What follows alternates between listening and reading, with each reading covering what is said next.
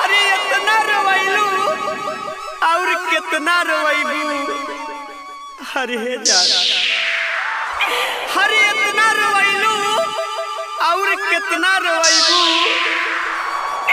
अरे जब हम मर जाई अरे जब हम मर जाई।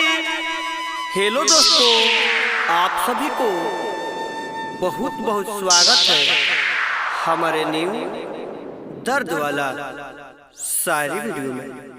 तो चलिए आप सभी को टाइम वेस्ट ना करते हुए हम लेकर चलते हैं न्यू रुला देने वाला शायरी वीडियो में। तो अगर हमारा शायरी अच्छा लगे तो मेरे वीडियो को लाइक और चैनल को सब्सक्राइब, साथ में बेल आइकन दबाना नहीं भूलिएगा। तो चलिए आप सभी को फाइनली टाइम वेस्ट ना करते हुए हम लेकर चलते हैं न्यू रुला देने वाला दर्द भरी शायरी वीडियो में। प्लीज भाई एक लाइक जरूर कर दीजिएगा। अरे अरे करेजा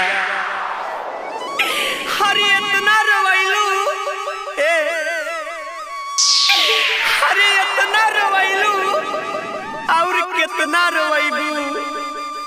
अरे जान अरे इतना रोइलू और कितना रोइबू। अरे जब हम मर जाई अरे जब हम मर जाई तो तू हमें देखियो ना पैबू। अरे करेजा तू देखियो ना पैबू। अरे अरे हो गइलू निर्दयी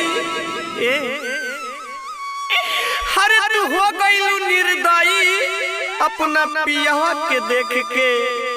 अरे जान अरे तू हो गइलू निर्दयी अपना पियवा के देख के।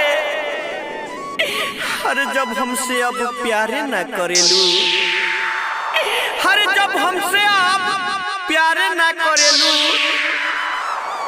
अरे तो हमें मुआइयो काहे न देवेलू केहू से जहरिया भेज के। अरे अपना देवरा से जहरिया भेज के।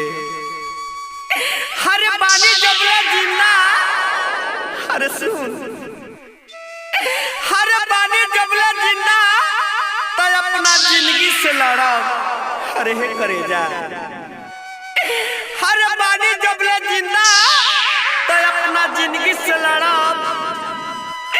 अरे हम मर जाई अरे हम मर जाई तो सुन हम तोहरो के याद न करब।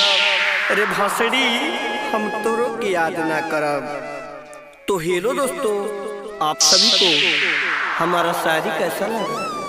हम उम्मीद करते हैं कि अच्छा लगा होगा। तो अच्छा लगा होगा तो मेरे वीडियो को लाइक और चैनल को सब्सक्राइब, साथ में बेल आइकन दबाना नहीं भूलिएगा ताकि कोई भी मैं नया शायरी डालूं तो आप सभी के पास नोटिफिकेशन जरूर गिरे।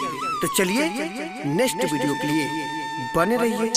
तब तक के लिए जय हिंद जय भारत। हम फिर से लेकर आएंगे न्यू रुला देने वाला दर्द भरी शायरी वीडियो।